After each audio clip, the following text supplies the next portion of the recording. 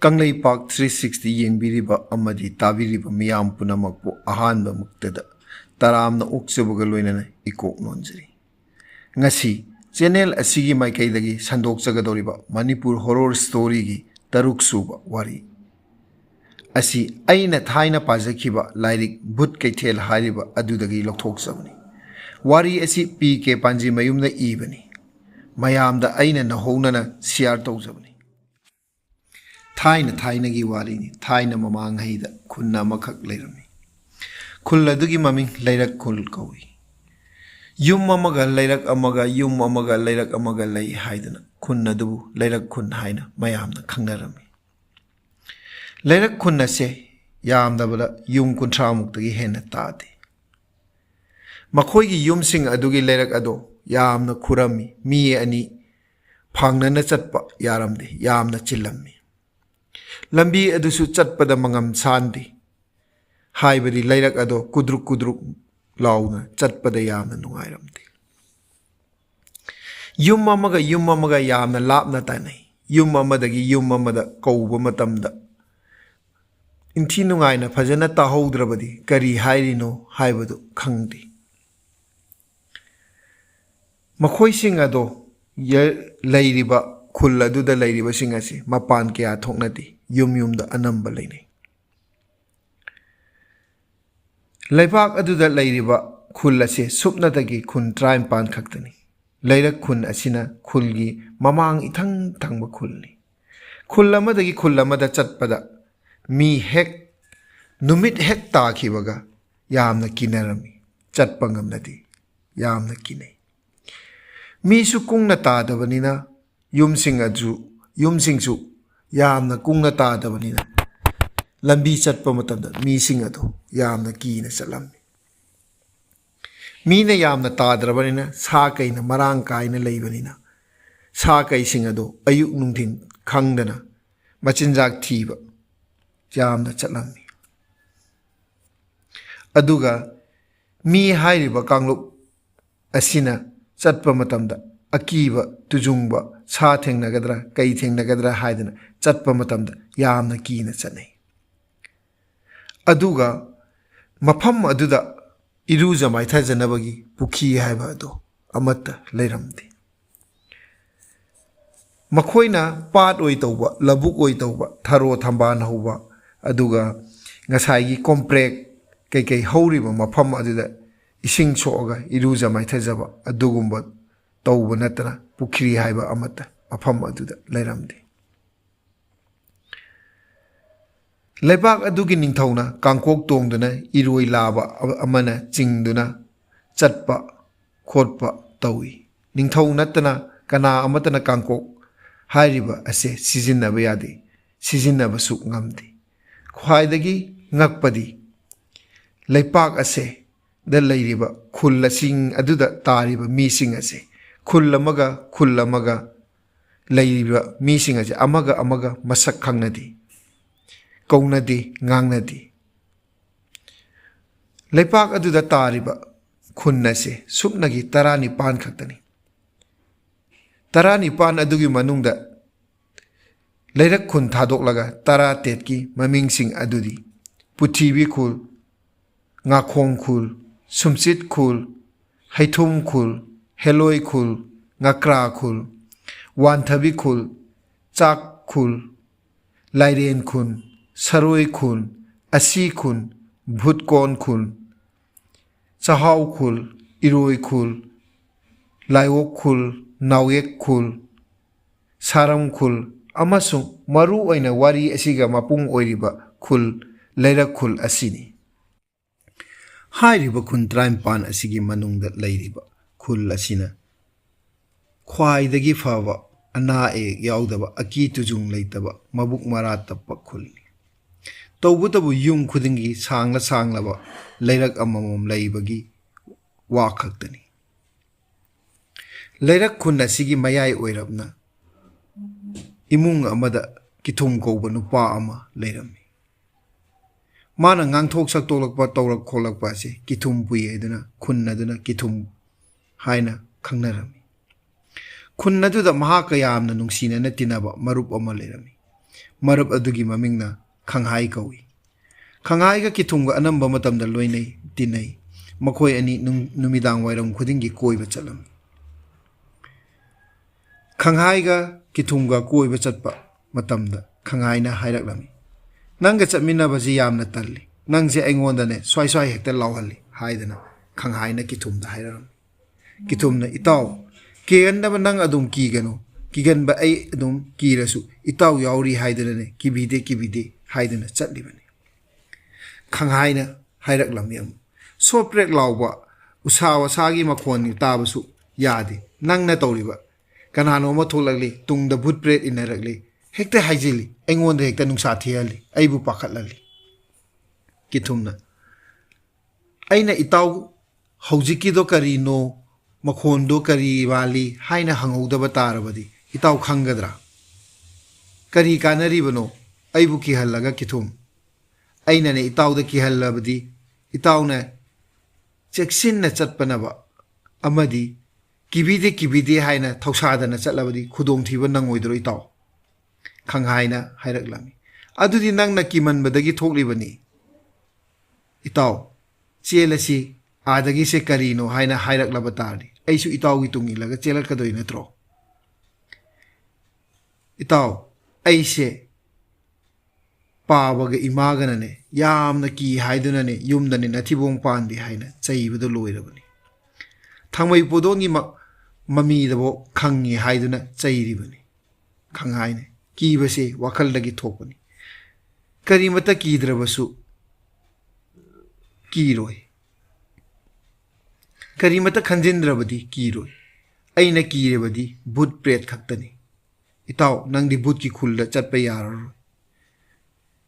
Bhut na nang phagani hairi. Aduga bhut ki khunda masak matau phajabi laisabi amasu lai hai. Khanghai na hairak-lami. Adugi khulluda chatpadi lairadana maming phawba tabada hainadi. Madugi khullado bhut ngakta laiba jala haidana kithumda hanglak-lami. Kithumna kadaidaginoda mamangai charon suron kya haukrabani thaina bhut makon oirami haiba khatani bhut ki khul haina thongibani adudagi.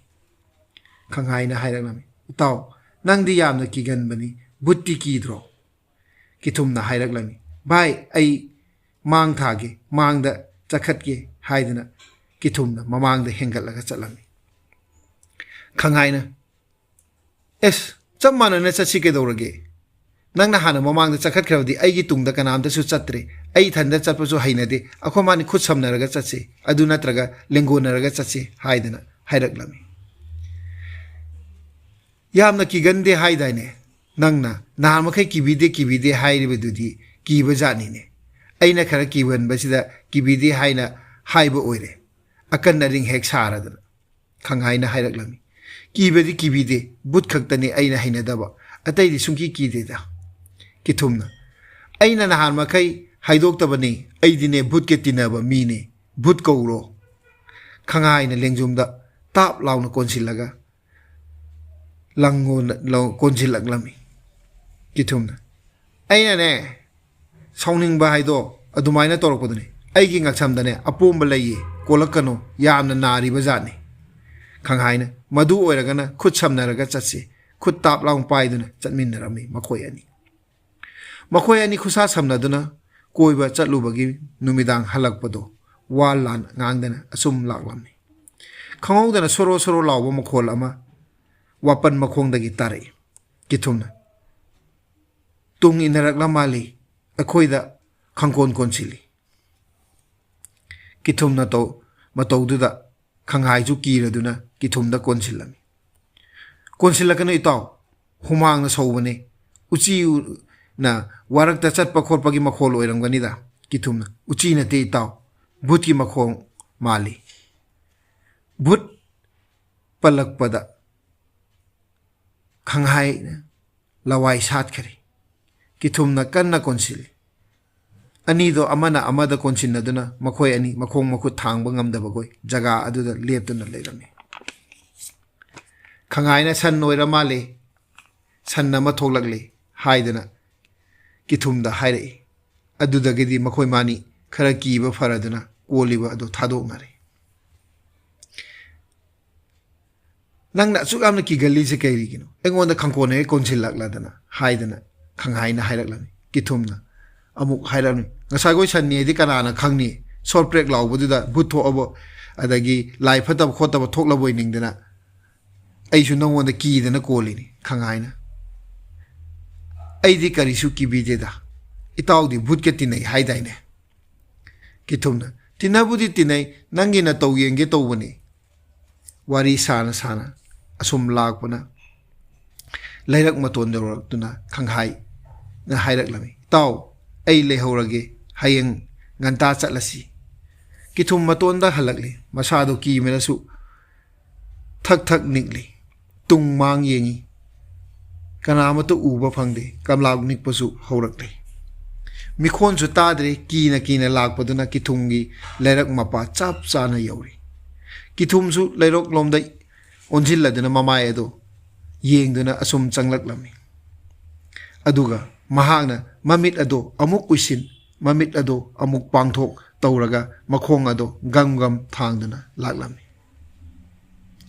लैरक तंखाई चलकपदा मी अनि worry साबगुम मुरुम तौबदुना तारक्लमी मी लाकपुरा हाइदुना किथुमना ममित खंपांग पांगथोई खरा थाबलपना मी अनि तुंगदा मांगदा फंबगुमना नुमिदांग अथेंगबा अदुदा महागना उरमनी थेंगलब अहिंग असिदा कना कनानो ऐगी मिटनरा मिट्टो मखुटना नोइरदुना अमुक तैथोकलदुना येंगलमनी मरु अकोकपा अनि हिक काइनबगी मोंगदा तौई मसमजु हौबा उदे मरु कोकपा अमना मरु कोकपा अमदा हिक फारमी हिक सिकपगी मखोनजु तोक तोक लाउना सिकपगी मखोन ताई मसम हौदबा अनि अदो हिक काइनरबि अदुदा मखोइगी खुलदा मरु कोकपा कना कना लैबगी हाइदुना वखन तौरक्लमी अइबु तुंगदा हंदुना चेलसिरा अइना चेलगा अइगी युमददी चंगदना कनागी युमदा चंगदुना अहिंग लेलुदुनो लेप्तुना मुन्ना येंगनी मसक मना खंगदे कना ओइरिगदबा अइ ngasiदी थवाई मांगबा तारब्रा नत्रगा अइ असिबु सीदोरब्रा ngasiदी सोइदरी अइगी इताउदा अइना ओइदबा nganglubagi दसानी चंगसिंदुना येंगबसु ngamdri फरे अइ लाइबक येंगलगे तपना तपना तुंग हंदुना चटलगे अदुगा थंगनाबा युम अमदा ngasiगी ओइना अहिंग लेलुरगे खुन तुंग हंदुना किथुम यामना पाखतना लैरक मचिन यौरी कन्ना चेलबसु कीरदुना महागना मखोंग अदो थांगतना शॉर्ट ब्रेक लाउदना तपना तपना लाई माना गरंग गरंग दुंगुंग लाउना चेनबा तारादी अमुक तानरकपा याय मागी ममांगदा लेपबा याय हाइदना मखुनिंग कांग कांगदना तपना तपना चलमी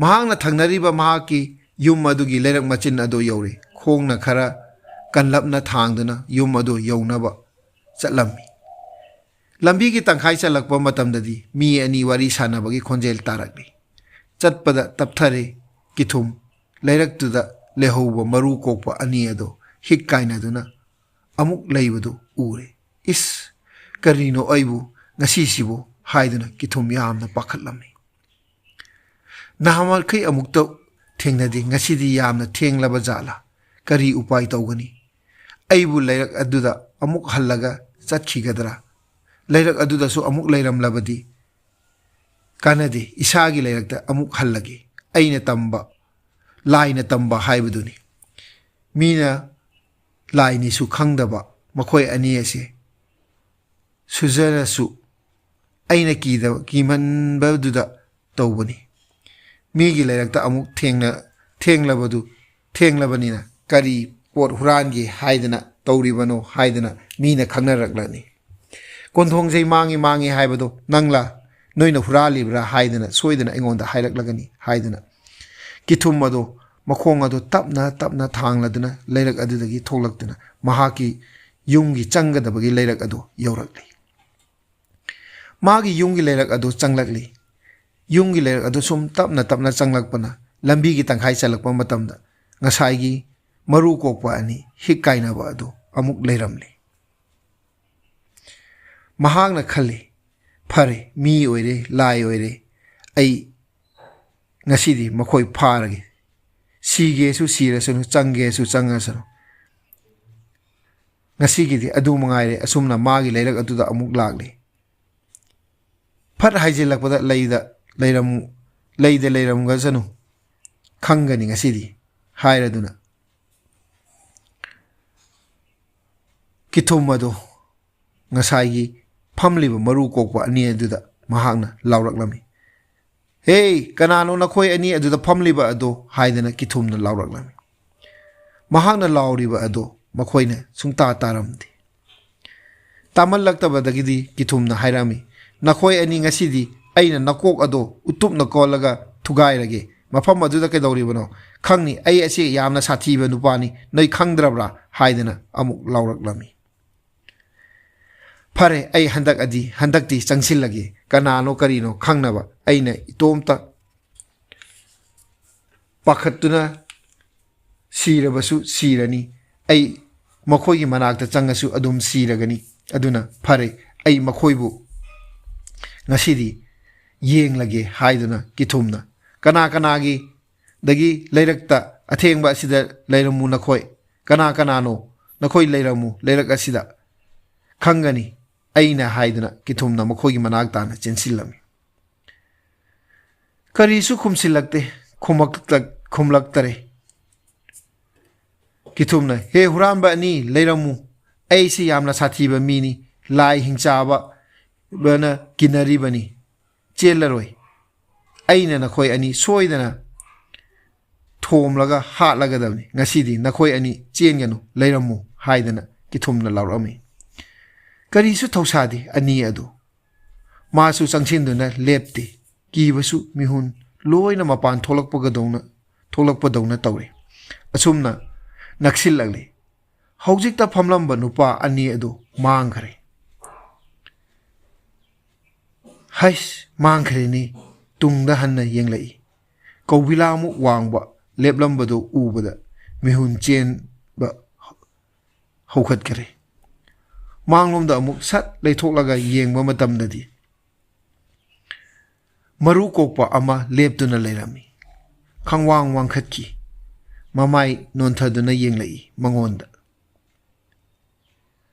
ꯋꯥꯡꯃꯟꯕꯒꯤ ꯍꯧꯗꯨꯅ ꯆꯦꯜꯂꯒꯦ ꯈꯟꯗꯨꯅ ꯃꯀ꯭ꯔꯥꯡ ꯂꯤꯠꯇꯨꯅ ꯆꯦꯜꯂꯤ, ꯑꯗꯨꯕꯨ ꯑꯅꯤ ꯑꯗꯨꯅ ꯆꯞꯁꯤꯜꯂꯛꯇꯨꯅ ꯐꯥꯔꯦ꯫ ꯃꯀꯣꯛꯇꯣ ꯃꯈꯨ ꯑꯅꯤꯗꯨꯅ ꯀꯟꯅ ꯑꯁꯨꯝ ꯆꯞꯁꯤꯜꯂꯛꯏ꯫ ꯅꯥꯟꯊꯣꯛꯄꯁꯨ ꯉꯝꯗꯕ ꯃꯈꯣꯡ ꯃꯈꯨꯠ ꯐꯤꯗ꯭ꯔꯤꯡ ꯆꯣꯡꯗꯨꯅ ꯅꯥꯟꯊꯣꯛꯅꯕ ꯍꯣꯠꯅꯩ, ꯉꯝꯗꯦ꯫ ꯃꯁꯥꯗꯣ ꯍꯨꯃꯥꯡ ꯑꯅꯞꯄꯤꯅ ꯄꯨꯡꯂꯨꯞ ꯂꯨꯞꯂꯦ ꯀꯤꯊꯨꯝ꯫ ꯑꯁꯨꯝꯅ ꯀꯤꯊꯨꯝꯅ ꯆꯞꯁꯤꯜꯂꯛꯄꯗꯒꯤ ꯃꯌꯨꯡ ꯐꯥꯎꯕ ꯆꯤꯠꯂꯤ꯫ ꯃꯈꯨꯠ ꯃꯁꯥ ꯈꯣꯠꯄꯗ ꯍꯛꯀꯤ ꯏꯁꯤꯡ ꯑꯗꯣ ꯃꯈꯨꯠꯇ ꯈꯔ ꯆꯣꯡꯕ ꯇꯩꯕꯗꯣ ꯑꯋꯥꯡꯕ ꯑꯗꯨꯒꯤ ꯃꯀ꯭ꯂꯥꯛꯇ ꯊꯦꯡꯂꯕ꯭ꯔꯥ ꯈꯪꯗ꯭ꯔꯦ꯫ ꯏꯁ, ꯊꯨꯞꯄꯤꯍꯦ ꯍꯥꯏꯗꯨꯅ ꯆꯦꯟꯈꯤ꯫ ꯀꯤꯊꯨꯝꯅ ꯍꯛꯀꯤ ꯏꯁꯤꯡ ꯑꯗꯣ ꯃꯆꯨꯝ ꯈꯔ ꯇꯩꯍꯧꯕꯗꯨꯅ ꯈꯨꯠꯇ ꯇꯩꯔꯒ ꯇꯥꯟꯅꯕ ꯍꯧꯔꯦ꯫ ꯑꯃꯗꯤ ꯎꯆꯤꯟ ꯅꯥꯆꯤꯟꯅ ꯃꯅꯪꯒꯟꯗ ꯇꯥꯞ ꯊꯥꯕ ꯃꯇꯝꯗ ꯁꯤꯔꯦ, ꯆꯦꯜꯍꯧꯔꯣ, ꯑꯊꯨꯞꯄꯤ ꯌꯥꯎꯏ ꯍꯥꯏꯗꯨꯅ ꯆꯦꯟꯈꯔꯦ꯫ ꯅꯨꯃꯤꯗꯥꯡ ꯃꯥꯅ ꯊꯝꯕ ꯆꯥꯛ ꯆꯥꯔꯒ ꯃꯈꯣꯡ ꯃꯈꯨꯠ ꯁꯦꯡꯅ ꯍꯥꯝꯗꯣꯛꯂꯒ ꯍꯧꯖꯤꯛꯇꯤ ꯚꯨꯠ ꯁꯣꯏꯗꯅ ꯑꯣꯏꯔꯝꯒꯅꯤ, ꯍꯧꯖꯤꯛꯀꯤꯗꯣ ꯚꯨꯠꯅꯤ ꯍꯥꯏꯗꯅ ꯃꯍꯥꯛꯅ ꯒ꯭ꯌꯥꯟ ꯇꯥꯔꯛꯑꯝꯃꯤ꯫ ꯚꯨꯠ ꯑꯁꯤꯗꯤ ꯇꯥꯏꯕꯪ ꯃꯤꯅ ꯋꯥꯔꯤ ꯁꯥꯟꯅꯕꯒ ꯄꯜꯂꯨꯕ ꯌꯥꯗꯦ, ꯆꯥꯅꯃꯛꯀꯤ ꯂꯥꯛꯏꯅꯤ ꯍꯥꯏꯅ ꯃꯍꯥꯛꯅ ꯈꯜꯂꯝꯃꯤ꯫ ꯍꯛꯀꯤ ꯏꯁꯤꯡꯕꯨ ꯀꯤꯕ ꯖꯥꯠꯅꯤ ꯃꯈꯣꯏ ꯑꯁꯤ꯫ ꯇꯨꯝꯂꯝꯗꯥꯏꯗ ꯍꯛꯀꯤ ꯏꯁꯤꯡꯒꯤ ꯃꯆꯤꯜ ꯑꯗꯣ ꯂꯪꯁꯨꯝ ꯑꯃꯅ ꯆꯦꯠꯅ ꯄꯨꯟꯁꯤꯜꯂꯤ꯫ ꯍꯧꯖꯤꯛꯇꯤ ꯏꯁꯤꯡ ꯈꯥꯏꯗꯣꯛꯄ ꯌꯥꯗ꯭ꯔꯦ, ꯏꯁꯤꯡ ꯑꯁꯤ ꯄꯩꯅ ꯌꯥꯎꯔꯦ ꯍꯥꯏꯕꯁꯤ ꯃꯈꯣꯏꯅ ꯑꯅꯤꯅ ꯈꯪꯂꯔꯣꯏ꯫ ꯑꯩꯅ ꯆꯥꯏꯕꯒꯤ ꯃꯍꯨꯠꯇ ꯄꯦꯔꯦꯒꯨꯝꯅ ꯀꯥꯞꯂꯒ ꯂꯥꯛꯅꯒꯦ ꯁꯤ ꯈꯟꯗꯨꯅ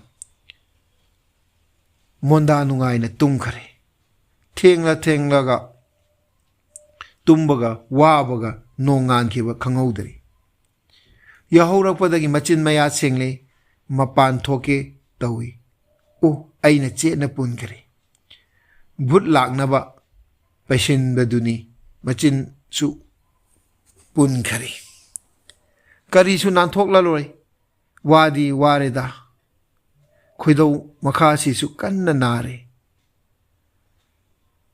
ꯅꯣꯛꯄꯗ ꯉꯝꯗ꯭ꯔꯦ ꯑꯩ ꯐꯃꯨꯡꯗ ꯆꯪꯂꯒ ꯍꯤꯞꯂꯨꯔꯒꯦ ꯍꯥꯏꯗꯅ ꯃꯃꯥ ꯃꯄꯥꯗ ꯍꯥꯏꯔꯛꯂꯝꯃꯤ ꯃꯃꯥꯅ ꯅꯣꯡꯉꯥꯜꯂꯦ ꯆꯤꯟꯌꯥ ꯁꯦꯡꯂꯕ ꯐꯃꯨꯡꯗ ꯑꯃꯨꯛ ꯆꯪꯂꯤ ꯀꯔꯤꯒꯤꯅꯣ ꯍꯧꯒꯠꯂꯣ ꯀꯤꯊꯨꯝꯅ ꯑꯩ ꯉꯔꯥꯡ ꯊꯦꯡꯅ ꯍꯜꯂꯛꯄꯅꯤꯅ ꯏꯃꯥ ꯉꯥꯏꯍꯥꯛꯇꯪ ꯇꯨꯝꯈꯤꯒꯦ ꯍꯥꯏꯅ ꯈꯨꯝꯂꯛꯂꯝꯃꯤ ꯃꯃꯥꯅ ꯆꯥꯛ ꯏꯁꯤꯡ ꯆꯥꯕ ꯃꯇꯝ ꯌꯧꯔꯦ ꯆꯥꯛꯇꯤ ꯆꯥꯗꯕ ꯌꯥꯗꯦ ꯍꯣꯔꯦꯟꯗꯤ ꯚꯨꯠꯀ ꯑꯀꯟꯕ ꯂꯥꯟ ꯁꯣꯛꯅꯗꯣꯔꯤꯕꯅꯤ ꯆꯥꯛ ꯈꯔ ꯍꯦꯟꯅ ꯆꯥꯁꯤꯟꯕ ꯇꯥꯏ ꯍꯥꯏꯅ ꯋꯥꯅ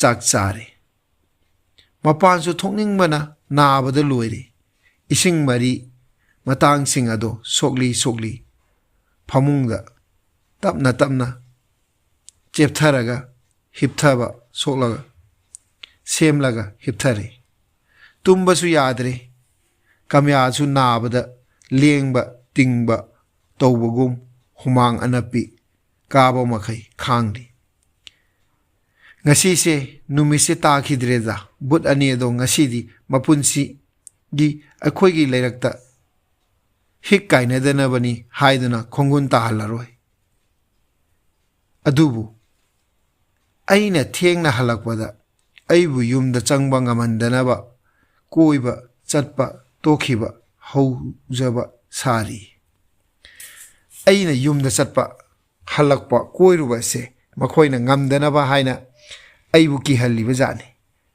ꯍꯛꯀꯤ ꯏꯁꯤꯡ ꯑꯁꯤꯅꯅꯦ ꯃꯈꯣꯏꯗꯅꯦ ꯆꯥꯏꯁꯤꯜꯂꯒ ꯈꯪꯅꯤ ꯃꯈꯣꯏ ꯑꯃꯨꯛ ꯍꯟꯅ ꯂꯥꯛꯍꯜꯂꯔꯣꯏ ꯍꯥꯏꯗꯅ ꯀꯤꯊꯨꯝꯅ ꯋꯥꯈꯜ ꯇꯧꯗꯅ ꯑꯁꯨꯝ ꯂꯩꯔꯝꯃꯤ ꯎꯆꯤꯟ ꯅꯥꯆꯤꯟꯅ ꯅꯨꯃꯤꯠ ꯇꯥꯔꯦ ꯐꯃꯨꯡꯗꯒꯤ ꯃꯐꯩ ꯅꯥꯕꯗꯨ ꯈꯥꯡꯗꯅ ꯐꯤꯔꯣꯜ ꯁꯦꯠꯆꯤꯜꯂꯒ ꯆꯠꯅꯕ ꯊꯧꯔꯥꯡ ꯇꯧꯔꯝꯃꯤ ꯈꯪꯅ ꯃꯍꯥꯛꯅ ꯚꯨꯠ ꯊꯦꯡꯅꯅꯤ ꯍꯥꯏꯕꯒꯤ ꯋꯥꯈꯟꯗ ꯑꯅꯥꯕ ꯈꯥꯡꯗꯨꯅ ꯚꯨꯠ ꯊꯦꯡꯅꯅꯤ ꯍꯥꯏꯕꯒꯤ ꯋꯥꯈꯟꯗ ꯃꯍꯥꯛꯅ ꯊꯣꯛꯂꯛꯂꯝꯃꯤ ꯅꯥꯃꯩ ꯌꯦꯞꯇꯅ ꯐꯩꯖꯣꯝꯅ ꯃꯁꯥ ꯑꯗꯣ ꯀꯣꯏꯁꯤꯟꯗꯨꯅ ꯂꯥꯛꯂꯝꯃꯤ ꯃꯁꯥ ꯄꯨꯝꯕ ꯍꯨꯃꯥꯡꯅ ꯂꯨꯞꯂꯦ ꯃꯁꯥꯗꯣ ꯍꯤꯗꯥꯛ ꯂꯥꯡꯊꯛ ꯉꯥꯎꯔꯨꯔꯒ ꯃꯃꯥꯏ ꯃꯃꯤꯠ ꯄꯣꯝꯈꯠꯄꯒꯤ ꯇꯥꯏꯞꯇ ꯇꯧꯔꯤ ꯃꯃꯥꯟꯅꯕ ꯈꯪꯍꯥꯏ ꯂꯥꯛꯃꯟꯗ꯭ꯔꯦ ꯍꯥꯏꯗꯨꯅ ꯀꯤꯊꯨꯝꯅ ꯃꯌꯨꯝꯗ ꯆꯪꯂꯛꯂꯤ ꯀꯤꯊꯨꯝ ꯎꯕꯗ ꯈꯪꯍꯥꯏꯅ ꯏꯇꯥꯎ ꯅꯁꯥ ꯉꯝꯗ꯭ꯔꯕꯣ ꯅꯃꯥꯏ ꯅꯃꯤꯠ ꯑꯗꯣ ꯏꯍꯥ ꯍꯥꯒꯠꯂꯦ ꯂꯥꯏ ꯇꯤꯟꯒ ꯑꯣꯛꯅꯔꯨꯔꯕ ꯃꯥꯜꯂꯦ ꯆꯠꯂꯒꯨꯝꯁꯤ ꯉꯁꯤꯗꯤ ꯍꯥꯏꯗꯨꯅ ꯀꯤꯊꯨꯝꯗ ꯍꯥꯏꯔꯛꯂꯝꯃꯤ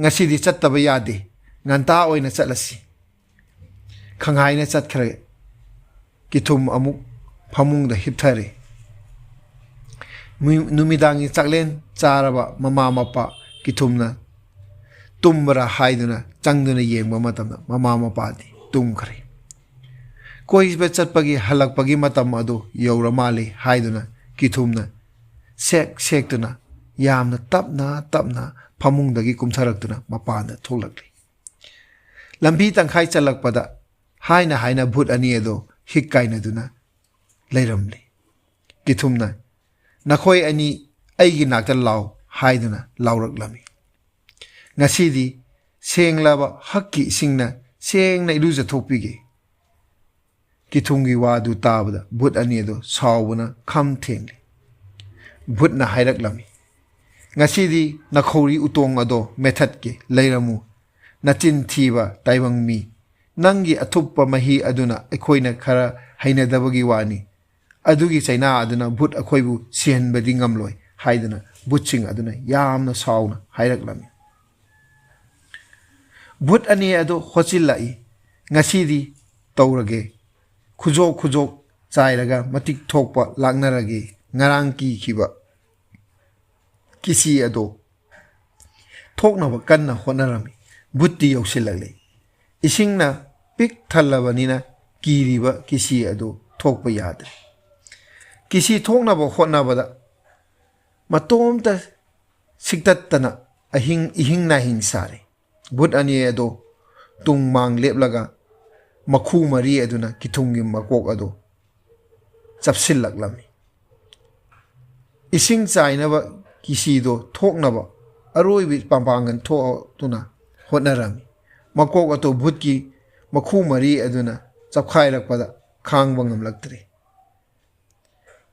भूतना कमदौई ताइबंग मी चिंचीबा नंगुमना अखोइदा करक करक लाक्तना चैबा ngang थाकपा ngamba yaroi haidana butching aduna hairaklami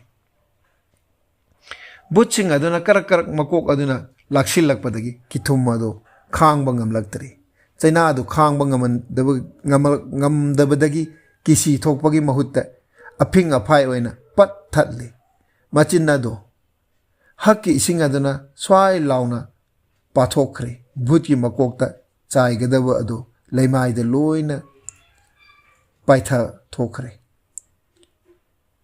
khangau busu khangau dre mahanga khara marik machum bhutki maklakta chong boduda thupi thupi haiduna khara handok nei kithumna ising oi khubakta taisillaga bhutki makokta phak yei dam bhutki lawai hotrong hobugum tawi hai hai hai khang bangam de chelo chelo haiduna but amadi chenkri chaina phanglaba adudadi houduna chenbada maikai khangdri but amadusu maikai khangdena kithumgi sumang matonda chap leptuna lei kithumna nang ama chaina phangdri ngasidi haiduna butki makokta khupakna thagadabani koitan tanari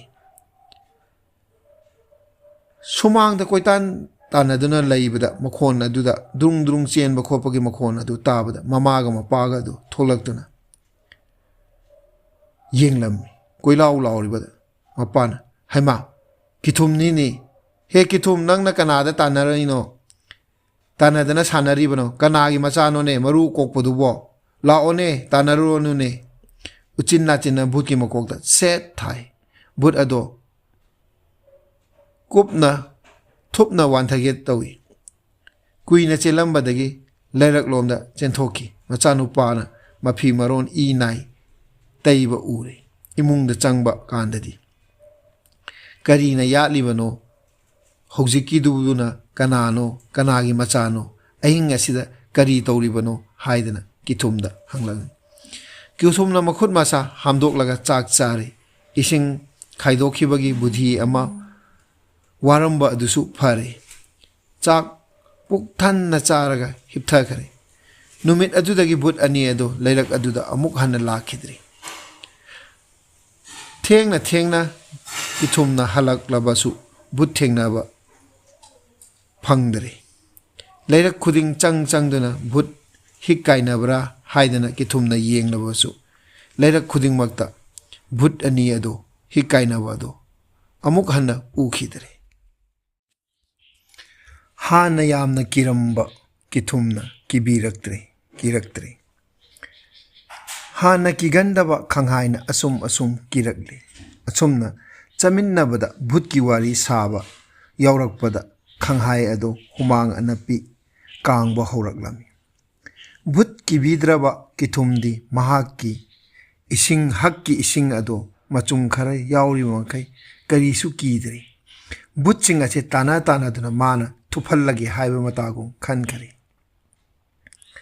aduga mana mahausa pangduna langsumna ki sinduna tawbadudi amuk hanna tawraroi khan khari nongju tha yaurakli lekhom thokpa khotpa nong chubana lambi chatpa yadre matam khara leiragadi nongsu tha loisilagli lechin nungphai loina mang khrabada atiyada thabal thoklagli ing launa nungsit sitlagli asigumba nongsu chugidre asigumla matam asida kithumdi mamanaba yaudраbasu mathamda aki akhang leitana ising khara thaksil laga ꯇꯧꯅꯤꯡꯕ ꯇꯧꯖꯔꯛꯑꯣ ꯍꯥꯏꯗꯨꯅ ꯅꯨꯡꯗꯥꯡ ꯑꯊꯦꯡꯕ ꯐꯥꯎꯕ ꯃꯊꯟꯗ ꯆꯠꯇꯨꯅ ꯀꯣꯏꯕ ꯍꯧꯔꯛꯂꯝꯃꯤ꯫ ꯀꯤꯊꯨꯝꯅ ꯍꯧꯖꯤꯛ ꯊꯦꯡꯅꯅꯤꯡꯂꯤꯕꯁꯦ ꯚꯨꯠꯇꯅꯤ꯫ ꯚꯨꯠꯅ ꯃꯥꯕꯨ ꯉꯛꯊꯤ ꯆꯞꯇꯨꯅ ꯃꯀꯣꯛ ꯆꯞꯈꯥꯏꯗꯨꯅ ꯍꯥꯠꯀꯦ ꯇꯧꯔꯝꯕꯗꯨꯗꯒꯤ ꯚꯨꯠ ꯍꯥꯏꯕ ꯖꯥꯠ ꯃꯈꯩ ꯄꯨꯊꯣꯛꯂꯒꯦ ꯁꯤꯗꯅꯤ, ꯊꯨꯞꯍꯜꯂꯒꯦ ꯁꯤ ꯈꯛꯇꯅꯤ ꯃꯥꯅ ꯍꯧꯖꯤꯛ ꯈꯜꯂꯤꯕ ꯑꯁꯦ꯫ ꯅꯣꯡ ꯆꯨꯕ ꯂꯦꯞꯈ꯭ꯔꯕꯗ ꯃꯊꯟꯇ ꯅꯣꯡ ꯂꯩꯇ꯭ꯔꯦ, ꯃꯊꯛꯇ ꯑꯐꯕ ꯃꯇꯝꯅꯤ, ꯊꯕꯥꯟ ꯐꯕ ꯃꯇꯝꯅꯤ, ꯌꯥꯝꯅ ꯅꯨꯡꯉꯥꯏꯅ ꯁꯥꯁꯨ ꯁꯥꯗꯕ ꯏꯪꯁꯨ ꯏꯪꯗꯕ ꯃꯇꯝ ꯑꯣꯏꯔꯛꯄꯅ ꯀꯣꯏꯕ ꯆꯠꯄꯗ ꯃꯊꯟꯇ ꯆꯠꯄ ꯑꯗꯨ ꯅꯨꯡꯉꯥꯏꯇꯕꯅꯤꯅ ꯃꯃꯥꯟꯅꯕ ꯑꯃ ꯌꯥꯎꯔ ꯆꯠꯂꯒ ꯋꯥꯔꯤ ꯋꯥꯇꯥꯏ ꯁꯥꯟꯅꯗꯨꯅ ꯆꯠꯄꯗ ꯈꯪꯍꯧꯗꯅ ꯊꯨꯅ ꯌꯧꯕ ꯑꯗꯨꯃꯒꯤ ꯈꯜꯂꯒ ꯃꯍꯥꯛꯅ ꯃꯃꯥꯟꯅꯕ ꯑꯃꯒ ꯂꯣꯏꯅꯅ ꯀꯣꯏꯕ ꯈꯣꯠꯄ ꯆꯠꯃꯤꯟꯅꯅꯤꯡꯂꯝꯃꯤ꯫ ꯃꯍꯥꯛꯅ ꯃꯍꯥꯛꯀꯤ ꯃꯔꯨꯞ ꯈꯪꯍꯥꯏ ꯅꯤꯡꯁꯤꯡꯂꯛꯇꯨꯅ ꯃꯁꯥ ꯉꯝꯗꯦ ꯍꯥꯏꯕꯅꯤ, ꯑꯗꯣ ꯃꯥꯒꯤ ꯃꯌꯨꯝꯗ ꯆꯠꯂꯒ ꯑꯃꯨꯛꯇ ꯍꯪꯂꯨꯈꯤ꯫ ꯃꯥꯅ ꯃꯁꯥ ꯅꯥꯕ ꯐꯔꯗꯤ ꯑꯩꯈꯣꯏ ꯃꯥꯅꯤ ꯄꯨꯟꯅ ꯀꯣꯏꯕ ꯆꯠꯃꯤꯟꯅꯅꯕ ꯈꯟꯗꯨꯅ ꯈꯪꯍꯥꯏꯒꯤ ꯃꯌꯨꯝꯗ ꯀꯤꯊꯨꯝ ꯂꯥꯛꯂꯝꯃꯤ꯫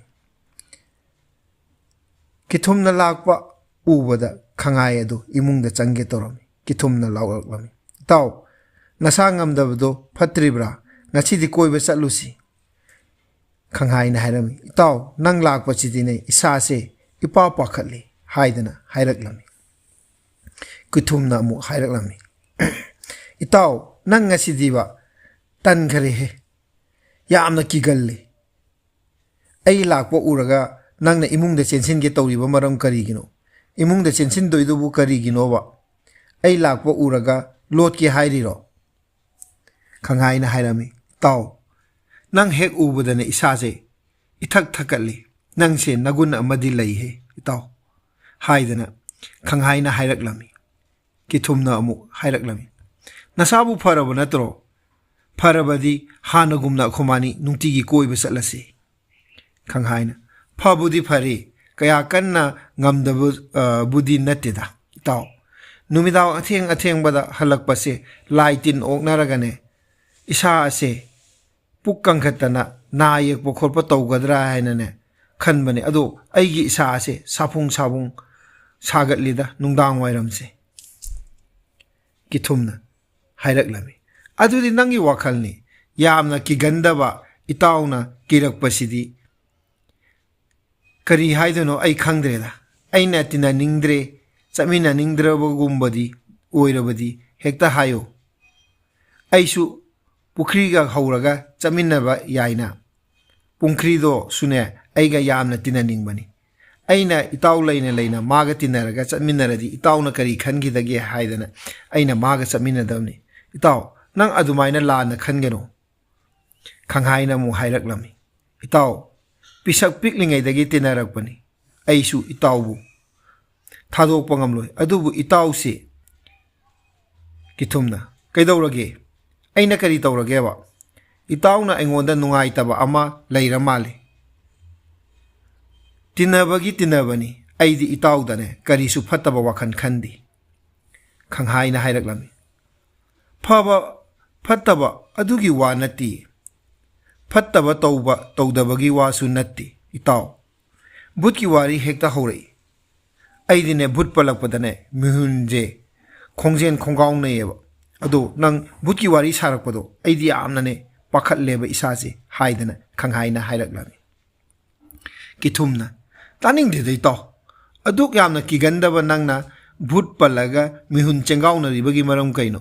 ꯚꯨꯠ ꯍꯥꯏꯕꯁꯦ ꯄꯥꯡꯗ꯭ꯔꯕ ꯀꯥꯡꯕꯨꯅꯤ, ꯑꯩꯁꯦ ꯃꯈꯣꯏꯅꯦ ꯊꯤꯔꯤꯕꯅꯤ, ꯃꯈꯣꯏ ꯑꯁꯤ ꯐꯥꯔꯒ ꯑꯃꯨꯛꯇ ꯂꯥꯛꯅꯒꯦ ꯍꯥꯏꯗꯅ꯫ ꯅꯍꯥꯟ ꯅꯣꯡꯃꯅꯦ ꯏꯇꯥꯎ ꯑꯩꯒ ꯀꯣꯏꯕ ꯆꯠꯂꯨꯕ ꯍꯜꯂꯛꯄꯗꯣ, ꯚꯨꯠ ꯑꯅꯤ ꯑꯩꯅꯅꯦ ꯀꯣꯏꯇꯥꯟ ꯇꯥꯟꯅꯗꯨꯅꯅꯦ ꯃꯊꯤ ꯆꯤꯠꯄ ꯃꯈꯩ ꯑꯩꯅꯅꯦ ꯇꯥꯟꯅꯗꯅ ꯐꯨꯕꯅꯤ꯫ ꯚꯨꯠꯇꯤ ꯑꯩꯅ ꯍꯦꯛ ꯊꯦꯡꯅꯕꯒꯅꯦ ꯀꯔꯤ ꯇꯧꯒꯦ ꯌꯦꯡꯉꯨ ꯏꯇꯥꯎ, ꯚꯨꯠꯀꯤꯅꯦ ꯋꯥꯔꯤꯁꯦ ꯇꯝꯒꯦ ꯍꯥꯏꯗꯅ ꯑꯩꯅ ꯏꯇꯥꯎꯗ ꯉꯥꯏꯔꯛꯄ ꯌꯥꯝꯅ ꯀꯨꯏꯔꯕꯅꯤ꯫ ꯏꯇꯥꯎꯒ ꯎꯅꯔꯒ ꯑꯃꯨꯛꯇꯪ ꯇꯝꯒꯦ ꯍꯥꯏꯗꯅ ꯈꯪꯍꯥꯏꯅ ꯍꯥꯏꯔꯛꯂꯝꯃꯤ꯫ ꯑꯩꯅ ꯚꯨꯠ ꯈꯔ ꯀꯤꯒꯜꯂꯤ ꯍꯥꯏꯗꯨꯅ ꯏꯇꯥꯎꯅ ꯄꯪꯍꯥꯏꯗ ꯍꯥꯏꯖꯤꯜꯂꯤ꯫ ꯚꯨꯠ ꯑꯣꯛꯅꯔꯕꯗꯤꯅꯦ ꯉꯥꯎꯔꯤ ꯐꯩꯔꯤꯡ ꯇꯧꯏ ꯑꯗꯩ ꯃꯕꯨꯛ ꯀꯪꯈꯠꯂꯤ ꯑꯗꯩ ꯒ꯭ꯌꯥꯟ ꯇꯥꯗꯦ ꯑꯉꯥꯎꯕꯗꯨꯅ ꯇꯧꯏꯅ ꯃꯌꯥꯝꯅ ꯍꯥꯏꯅꯔꯤꯁꯤꯗꯤ ꯑꯩꯒꯤꯅꯦ ꯍꯥꯏꯕꯕꯨ ꯚꯨꯠꯅꯅꯦ ꯇꯥꯈ꯭ꯔꯗꯤꯅꯦ ꯑꯩꯈꯣꯏ ꯑꯅꯤ ꯑꯁꯦ ꯑꯃꯨꯛ ꯈꯧꯔꯤ ꯃꯦꯠꯇꯅ ꯍꯥꯠꯂꯒꯅꯤ ꯀꯤꯊꯨꯝꯅ ꯍꯥꯏꯔꯝꯃꯦ ꯚꯨꯠꯁꯦ ꯑꯍꯥꯟꯕꯗ ꯑꯩꯁꯨ ꯌꯥꯝꯅ ꯀꯤꯔꯝꯃꯦ ꯏꯇꯥꯎ ꯍꯧꯖꯤꯛꯇꯤꯅꯦ ꯚꯨꯠꯅꯅꯦ ꯑꯩ ꯑꯣꯏꯅꯅꯦ ꯊꯦꯡꯅꯕꯗꯅꯦ ꯀꯤꯔꯕꯅꯤ ꯂꯣꯠꯂꯕꯅꯤ ꯀꯔꯤꯝꯇ ꯄꯥꯈꯠꯂꯨꯅꯨ ꯏꯇꯥꯎ ꯑꯩ ꯂꯩꯔꯤꯁꯤꯗꯤ ꯈꯪꯍꯥꯏꯅ ꯍꯥꯏꯔꯛꯂꯝꯃꯤ ꯏꯇꯥꯎ ꯅꯪ ꯚꯨꯠ ꯊꯦꯡꯅꯔꯝꯂꯕꯅꯤ ꯋꯥ ꯉꯥꯡꯕꯗꯅꯦ ꯑꯉꯥꯎꯕꯒꯤ ꯋꯥꯉꯥꯡ ꯉꯥꯡꯂꯦ ꯑꯩꯗꯤ ꯚꯨꯠꯀ ꯊꯦꯡꯅꯖꯔꯣꯏꯗ ꯏꯇꯥꯎ ꯅꯪꯗꯤ ꯚꯨꯠꯀꯤ ꯃꯔꯣꯜ ꯂꯣꯟꯕꯩ ꯇꯥꯏꯞꯇ ꯇꯧꯔꯦꯗ ꯑꯩ ꯌꯥꯝꯅ ꯍꯩꯅꯗꯦ ꯍꯥꯏꯗꯅ ꯈꯪꯍꯥꯏꯅ ꯍꯥꯏꯔꯛꯂꯝꯃꯤ ꯀꯤꯊꯨꯝꯅ ꯑꯃꯨꯛ ꯑꯩꯅ ꯍꯥꯏꯁꯦ ꯊꯥꯖꯧ ꯚꯨꯠ ꯑꯅꯤ ꯑꯩꯅꯅꯦ ꯁꯟ ꯇꯥꯟꯕꯒꯨꯝꯅꯅꯦ ꯇꯥꯟꯅꯈ꯭ꯔꯕꯅꯤ ꯑꯩ ꯅꯨꯡꯇꯤꯒꯤ ꯚꯨꯠ ꯊꯤꯕ ꯆꯠꯂꯤ ꯀꯣꯏꯆꯠ ꯆꯠꯂꯤ ꯑꯗꯣ ꯑꯩꯈꯣꯏ ꯃꯥꯅꯤꯁꯨ ꯆꯠꯁꯦꯕ ꯅꯪ ꯀꯔꯤꯝꯇ ꯄꯥꯈꯠꯀꯅꯣꯕ ꯍꯥꯏꯗꯅ ꯀꯤꯊꯨꯝꯅ ꯈꯪꯍꯥꯏꯗ ꯍꯥꯏꯔꯛꯂꯝꯃꯤ ꯈꯪꯍꯥꯏꯅ ꯀꯣꯏꯕ ꯆꯠꯁꯦ ꯍꯥꯏꯕꯗꯤ ꯆꯠꯃꯤꯟꯅꯁꯤ ꯁꯦꯔꯥꯟ ꯇꯨꯔꯥꯟ ꯉꯥꯡꯕꯗꯣ ꯇꯧꯔꯛꯀꯅꯨꯀꯣ ꯏꯇꯥꯎ ꯑꯩ ꯌꯥꯝꯅ ꯍꯩꯅꯗꯦ ꯀꯤꯊꯨꯝꯅ ꯀꯣꯏꯕ ꯆꯠꯄꯕꯨꯗꯤ ꯏꯇꯥꯎꯒ ꯆꯠꯄ ꯐꯩ ꯃꯤ ꯑꯇꯩ ꯍꯧꯒꯗꯣꯏ ꯁꯔꯨꯛ ꯍꯥꯟꯅ ꯃꯣꯠ ꯆꯥꯅꯕ ꯏꯇꯥꯎ ꯑꯩꯈꯣই ꯑꯅꯤ ꯄꯨꯟꯅ ꯑꯗꯨꯝ ꯆꯠꯃꯤꯟꯅꯔꯁꯤ ꯍꯥꯏꯗꯅ ꯈꯪꯍꯥꯏꯗ ꯀꯤꯊꯨꯝꯅ ꯍꯥꯏꯔꯛꯂꯝꯃꯤ ꯀꯔꯤꯒꯨꯝꯕ ꯈꯨꯜꯗ ꯅꯨꯄꯤꯗꯣ ꯊꯦꯡꯅꯔꯛꯂꯕ꯭ꯔꯥꯅꯦ ꯀꯤꯊꯨꯝꯅ ꯏꯇꯥꯎ ꯅꯨꯄꯤꯗꯣ ꯑꯩꯅ ꯎꯔꯛꯂꯕꯅꯤ ꯏꯁꯤꯡ ꯁꯣꯛꯄ ꯊꯣꯛꯂꯛꯄꯗ ꯚꯨꯠꯀꯤ ꯈꯨꯜꯗ ꯃꯁꯛ ꯐꯖꯈ꯭ꯔꯖꯥꯠꯅꯤ ꯏꯇꯥꯎ ꯈꯨꯜꯒꯤ ꯑꯣꯏꯅꯅꯦ ꯃꯥꯅꯅꯦ ꯄꯨꯡꯍꯦꯟ ꯍꯦꯟꯅ ꯃꯁꯛ ꯐꯖꯕ ꯃꯥꯜꯂꯤ ꯈꯪꯍꯥꯏ ꯏꯇꯥꯎ ꯃꯁꯛ ꯐꯖꯔꯕꯁꯨ ꯚꯨꯠꯀꯤ ꯈꯨꯜꯒꯤ ꯅꯨꯄꯤꯗꯣ ꯄꯥꯝꯂꯨꯅꯨ ꯑꯇꯩ ꯈꯨꯟꯗ ꯂꯩꯔꯤꯕ ꯅꯨꯄꯤ ꯃꯌꯥꯝꯒꯤ ꯃꯔꯛꯇꯒꯤ ꯑꯃ ꯈꯟꯁꯦꯕ ꯚꯨꯠꯀꯤ ꯈꯨꯟꯒꯤ ꯅꯨꯄꯤꯗꯣ ꯇꯣꯛꯂꯣꯕ ꯀꯤꯊꯨꯝꯅ ꯏꯇꯥꯎ ꯚꯨꯠꯀꯤ ꯈꯨꯜꯒꯤ ꯅꯨꯄꯤꯁꯦ ꯀꯩꯗꯧꯋꯦ ꯍꯥꯏꯕꯅꯣ ꯃꯈꯣꯏꯒꯤ ꯈꯨꯟꯗꯨꯗꯅꯤ ꯃꯤ ꯉꯥꯛꯇꯅꯤ ꯃꯈꯣꯏꯒꯤ ꯈꯨꯜꯗꯨꯒꯤ ꯃꯤ ꯉꯥꯛꯇꯅꯤ ꯂꯩꯔꯤꯕꯗꯣ ꯚꯨꯠ ꯉꯥꯛꯇ ꯂꯩꯔꯕꯣꯏ ꯅꯤꯡꯂꯕ꯭ꯔꯣ ꯃꯤꯒꯤ ꯋꯥꯅꯤ ꯚꯨꯠꯀꯤ ꯈꯨꯜꯅꯤ ꯍꯥꯏꯗꯨꯅꯅꯦ ꯌꯨꯝꯊꯣꯡ ꯈꯨꯗꯤꯡ ꯚꯨꯠ ꯂꯩꯕ ꯅꯠꯇꯤꯌꯦ ꯃꯇꯝ ꯑꯃꯗ ꯊꯥꯏꯅ ꯃꯃꯥꯡꯉꯩꯒꯤꯅꯦ ꯚꯨꯠ ꯊꯣꯛꯏ ꯍꯥꯏꯗꯨꯅ ꯚꯨꯠꯀꯤ ꯈꯨꯟꯅꯤ ꯍꯥꯏꯕꯒꯤ ꯋꯥ ꯈꯛꯇꯅꯤ ꯚꯨꯠ ꯂꯩꯕ ꯅꯠꯇꯦ ꯏꯇꯥꯎ ꯅꯪꯅꯅꯦ ꯁꯦꯔꯥꯟꯅꯅ ꯈꯜꯂꯦꯗ ꯏꯇꯥꯎ ꯚꯨꯠ ꯑꯃꯇꯪ ꯊꯕꯛ ꯁꯨꯒꯦ ꯊꯤꯕꯗꯅꯦ ꯊꯤꯕ ꯐꯪꯄꯣꯠ ꯅꯠꯇꯦ ꯈꯪꯍꯥꯏꯅ ꯍꯥꯏꯔꯛꯂꯝꯃꯤ ꯐꯔꯦ ꯑꯗꯨꯗꯤ ꯅꯨꯃꯤꯗꯥꯡ ꯀꯣꯏꯕ ꯆꯠꯂꯒꯨꯝꯁꯦ ꯑꯌꯨꯛ ꯅꯨꯡꯊꯤꯟꯗ ꯑꯣꯏꯅ ꯆꯠꯂꯁꯦ ꯏꯇꯥꯎ ꯀꯔꯤ ꯀꯥꯏꯒꯦ ꯀꯤꯊꯨꯝꯅ ꯍꯥꯏꯔꯤ ꯅꯨꯄꯤ ꯀꯣꯏꯕꯗꯤ ꯅꯨꯃꯤꯠ ꯇꯥꯔꯒ ꯀꯣꯏꯕ ꯆꯠꯀꯗꯕꯅꯤ ꯑꯌꯨꯛ ꯅꯨꯡꯊꯤꯟꯗ ꯀꯣꯏꯅꯗꯦꯗ ꯏꯇꯥꯎ ꯚꯨꯠꯇꯤꯅꯦ ꯅꯨꯃꯤꯠ ꯇꯥꯔꯒꯅꯦ ꯃꯃꯤꯠꯁꯨꯅꯦ ꯀꯌꯥ ꯅꯤꯡꯊꯤꯅ ꯎꯗꯕꯅꯤ ꯑꯩꯅꯅꯦ ꯊꯣꯛꯄ ꯇꯧꯒꯦ ꯑꯩꯅꯅꯦ ꯄꯪꯍꯥꯏꯗ ꯍꯥꯏꯖꯤꯟꯕ ꯅꯠꯇꯦ ꯚꯨꯠ ꯑꯩ ꯂꯥꯛꯄ ꯎꯕꯗꯅꯦ ꯃꯈꯣꯡꯅꯅꯦ ꯃꯈꯣꯏ ꯆꯦꯟꯈ꯭ꯔꯗꯕꯅꯤ ꯑꯩ ꯇꯧꯒꯦ ꯌꯦꯡꯉꯨ ꯏꯇꯥꯎ ꯅꯪ ꯑꯗꯨꯒꯤꯗꯃꯛꯇ ꯀꯔꯤꯝꯇ ꯋꯥꯒꯅꯨ ꯍꯥꯏꯗꯅ ꯀꯤꯊꯨꯝꯅ ꯈꯪꯍꯥꯏꯗ ꯍꯥꯏꯔꯛꯂꯝꯃꯤ ꯈꯪꯍꯥꯏꯅ ꯐꯔꯦ ꯆꯠꯂꯁꯤ ꯊꯦꯡꯅ ꯂꯩꯕꯗꯤ ꯂꯩꯒꯨꯝꯁꯤꯀꯣ ꯏꯇꯥꯎ ꯀꯤꯊꯨꯝꯅ ꯃꯈꯣꯏ ꯑꯅꯤ ꯌꯥꯅꯗꯨꯅ ꯚꯨꯠꯀꯤ ꯈꯨꯜꯗ ꯆꯠꯄ ꯍꯧꯔꯦ ꯅꯨꯃꯤꯠꯁꯨ ꯇꯥꯁꯤꯜꯂꯛꯂꯤ ꯚꯨꯠꯀꯤ ꯈꯨꯜ ꯌꯧꯗ꯭ꯔꯤ ꯂꯝꯕꯤꯗ ꯀꯤꯊꯨꯝꯅ ꯂꯥꯎꯗꯨꯅ ꯆꯠꯂꯤ ꯀꯤꯊꯨꯝꯅ ꯚꯨꯠ ꯊꯣꯛꯂꯛꯂꯣ ꯚꯨꯠ ꯅꯈꯣꯏ ꯑꯩꯒꯤ ꯄꯥꯈꯣꯜ ꯑꯣꯏꯅ ꯁꯤꯖꯤꯟꯅꯒꯦ ꯚꯨꯠ ꯊꯣꯛꯂꯛꯂꯣ ꯍꯥꯏꯗꯅ ꯂꯥꯎꯗꯨꯅ ꯀꯤꯊꯨꯝꯅ ꯆꯠꯂꯝꯃꯤ ꯈꯪꯍꯥꯏꯅ ꯍꯥꯏꯔꯛꯂꯝꯃꯤ ꯇꯨꯃꯤꯟꯅ ꯆꯠꯁꯤꯕ ꯚꯨꯠꯀꯤ ꯈꯨꯜ ꯌꯧꯔꯛꯇꯣꯔꯤ ꯏꯇꯥꯎ ꯚꯨꯠ ꯊꯦꯡꯅꯔꯕꯗꯤꯅꯦ ꯅꯪꯒ ꯂꯝꯕꯥ ꯊꯦꯡꯅꯧꯀꯣ ꯑꯩꯗꯤꯅꯦ ꯊꯦꯡꯅꯕꯒ ꯉꯝꯃꯣꯏ ꯑꯩꯗꯤꯅꯦ ꯈꯣꯡ ꯊꯥꯡꯒꯠꯂꯒ ꯃꯤꯠ ꯅꯥ ꯎꯏꯁꯤꯜꯂꯒꯅꯦ ꯆꯦꯟꯈꯤꯗꯣꯔꯤꯕꯅꯤ ꯍꯥꯏꯗꯅ ꯈꯪꯍꯥꯏꯅ ꯍꯥꯏꯔꯛꯂꯝꯃꯤ ꯀꯤꯊꯨꯝꯅ ꯏꯇꯥꯎ ꯅꯪꯗ ꯆꯦꯟꯈꯤꯅꯨ ꯅꯪꯗꯅꯦ ꯀꯔꯤꯃꯇ ꯁꯣꯛꯍꯜꯂꯣꯏ ꯚꯨꯠꯀꯤ ꯈꯨꯟꯖꯤꯟꯁꯦ ꯌꯧꯔꯦ ꯅꯨꯃꯤꯠ